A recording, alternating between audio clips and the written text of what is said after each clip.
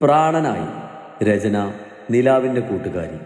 അവതരണം സാലിം കരുളായി. ബ്ലോക്കിൽപ്പെട്ട് രാധ എത്തുമ്പോൾ സമയം രാത്രി 10:30 കഴിഞ്ഞിരുന്നു. തനിക്കിറങ്ങേണ്ട സ്റ്റോപ്പിലിറങ്ങി ബാഗും പിടിച്ച് രാധ ചുറ്റും നോക്കി. സമയം ഇത്രയായതുകൊണ്ട് എല്ലാ കടകളും അടച്ചിട്ടുണ്ട്.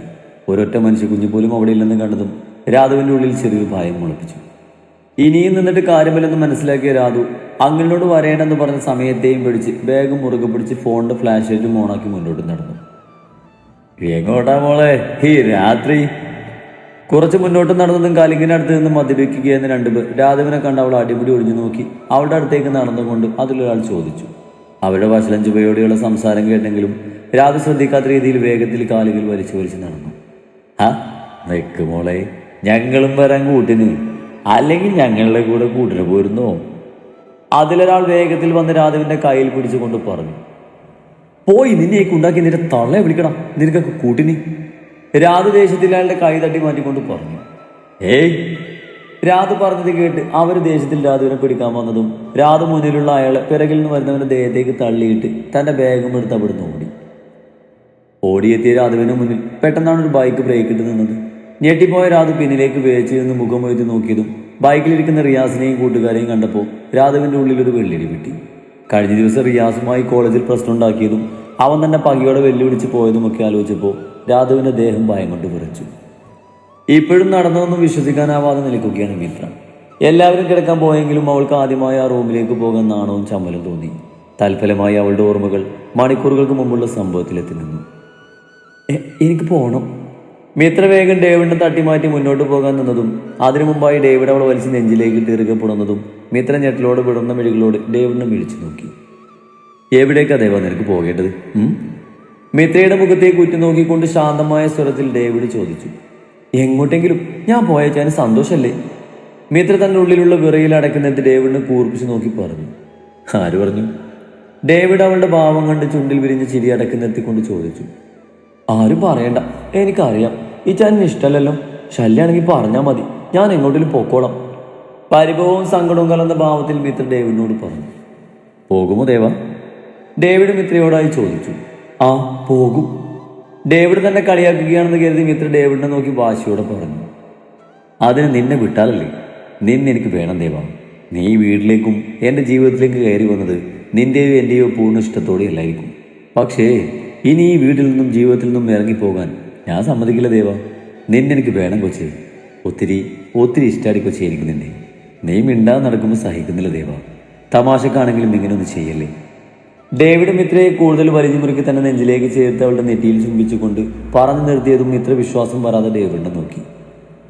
സത്യാണോ ഈ പറഞ്ഞതൊക്കെ? അതോ ഈ ചാനെ കളിപ്പിക്കാൻ വേണ്ടി പറഞ്ഞതാണോ?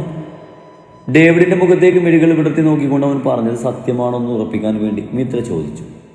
സത്യമാണ് കൊച്ചേ ഈ പറഞ്ഞതൊക്കെ. ഞാൻ പോലും അറിയാതെ എപ്പോഴോ നീ എൻ്റെ ഉള്ളിൽ ആഴ്ന്നു പോയി.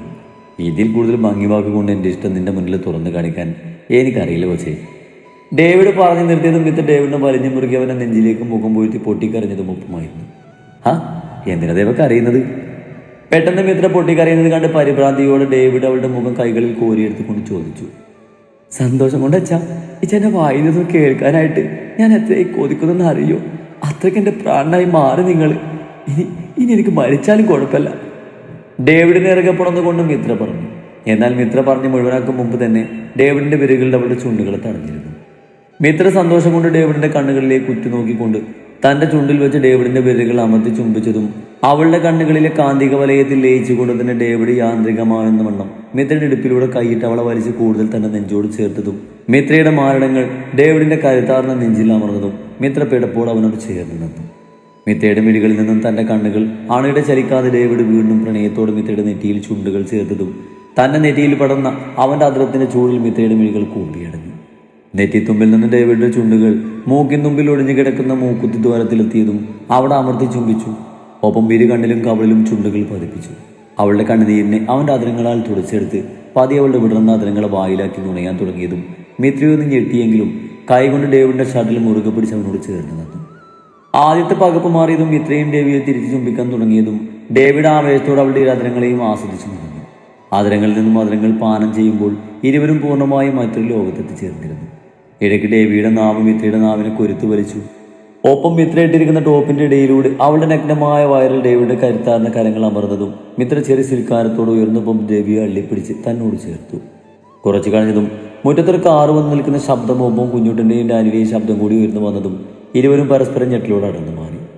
ഡേവിയുടെ മുഖത്ത് നോക്കാനുള്ള ചമ്മൽ കാരണം മിത്ര മുഖം താഴ്ത്തി നിന്നതും ഡേവിഡ് ചൂണ്ടുവിരൽ കൊണ്ട് മിത്രയുടെ താടിത്തുമ്പിൽ പിടിച്ച് മുഖം ഉയർത്തി. ഒരു നിമിഷം അവളുടെ ചുവന്ന് തുടുത്തിരിക്കുന്ന മുഖം കണ്ട് ഡേവിഡ് തന്റെ ഉള്ളിലെ കടിഞ്ഞാൺ നഷ്ടപ്പെടുന്ന പോലെ തോന്നി. മിത്രയുടെ അതരങ്ങളിൽ പൊടിഞ്ഞ രക്തത്തുള്ളികൾ വിരലാൽ തുടച്ചു മാറ്റി അവളുടെ ചുവന്ന് തുടുത്ത കവളിൽ അമർത്തി ചുംബിച്ച് ഡേവിഡ് ഉമ്മറത്തേക്ക് പോയതും മുഖമൊന്ന് അമർത്തി തുടച്ച് ഡേവിയുടെ പിന്നാലെ തന്നെ അവളും ഉമ്മറത്തേക്ക് നടന്നു. പള്ളിയിൽ പോയവരൊക്കെ വന്നതും ഡേവിഡ് ലോഡ് വരുന്ന ദിവസമായതുകൊണ്ട് അപ്പച്ചനെയും കൊണ്ട് സൂപ്പർ മാർക്കറ്റിലേക്ക് പോയിരുന്നു. മിത്രക്ക് കൂട്ടായി ഡാനിയും കുഞ്ഞുണ്ടായിരുന്നു. അവരുടെ കൂടെ ഇരിക്കുമ്പോഴും മിത്രയുടെ മനസ്സിൽ കഴിഞ്ഞു പോയ നിമിഷങ്ങളായിരുന്നു. പെട്ടെന്ന് തലക്കൊരു മേട്ടം കിട്ടിയതും മിത്ര ഞെട്ടി മുന്നിലേക്ക് നോക്കിയതും കാണുന്നത് തന്നെ കൂർപ്പിച്ച് നോക്കിയിരിക്കുന്ന കുഞ്ഞുണ്ണിയാണ്. ഡാനി ഫുട്ബോൾ കളിക്കാൻ പോയതും കുഞ്ഞുട്ടൻ മിത്രയെ പിടിച്ച് വലിച്ചു കൊണ്ടുവന്ന് ഉമ്മറത്തിരുത്തി അവളുമായിട്ട് ക്യാരംസ് കളിക്കുകയായിരുന്നു. തൻ്റെ ടോണായിട്ടും കളിക്കാതെ എന്തോ ആലോചിച്ച് ചിരിച്ചിരിക്കുന്ന മിത്രയെ കണ്ട് ചെക്കൻ അവളുടെ തലക്കൊരു മേട്ടം വെച്ച് കൊടുത്തതാണ്. എന്താടാ? മിത്ര തലവിഞ്ഞ് കുഞ്ഞുട്ടനെ കൂർപ്പിച്ച് നോക്കിക്കൊണ്ട് ചോദിച്ചു. കുറെ നേരമായാലോ ചേർന്ന് സ്വപ്നലോകത്ത് ബാലഭാസ്കരെ പോലെ ഇരിക്കാൻ തുടങ്ങിയിട്ട്, എന്നതാ കാര്യം?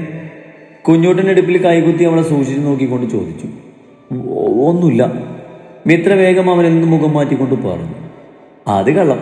ഒന്നുമില്ല. എന്താണോ ചേർത്തിങ്ങനെ സ്വയം ആലോചിച്ചിരിക്കുന്നത്? അത് പിന്നെ നിന്റെ ചേട്ടായില്ലേ, അങ്ങേരനെ ഇഷ്ടമാണെന്ന് പറഞ്ഞതാ. മിത്ര കുഞ്ഞുട്ടൻ്റെ മുഖത്ത് നോക്കാതെ തലതാഴ്ത്തിക്കൊണ്ട് പറഞ്ഞതും മിത്ര പറഞ്ഞത് കേട്ട് കുഞ്ഞുട്ടൻ്റെ മുഖം സന്തോഷം കൊണ്ട് വിടർന്നു. സത്യമാണ് ചേട്ടത്തി?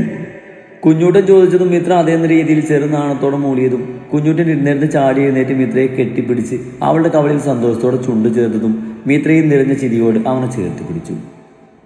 സന്ധ്യ ആയാരെയാണ് അപ്പച്ചനും ഡേവിഡും തിരിച്ചു വന്നത്. ഭക്ഷണം കഴിക്കുമ്പോൾ പോലും തന്നിലേക്ക് നീളുന്ന ഡേവിയുടെ പ്രണയാദ്രമായ നോട്ടത്തിൽ നേരിടാനാകാതെ മിത്ര തലതാഴ്ത്തി. എല്ലാം ആലോചിക്കുന്തോറും മിത്രയുടെ മുഖം വല്ലാതെ ചുവന്നു തൊടുത്തു.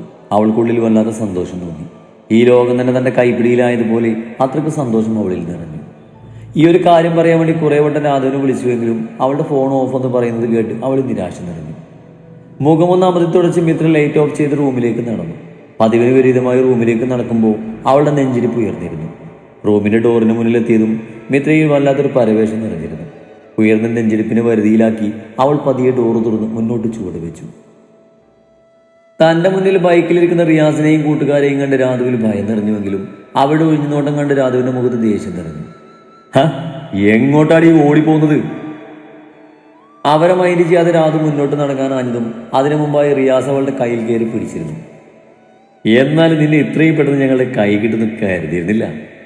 റിയാസ് രാധുവിനെ അടിപൊളി നോക്കിക്കൊണ്ട് പറഞ്ഞു. എന്റെ കൈ വിട്. രാധു റിയാസിന്റെ കയ്യിൽ നിന്ന് തന്റെ കൈ വലിച്ചെടുക്കാൻ ശ്രമിച്ചുകൊണ്ട് പറഞ്ഞു.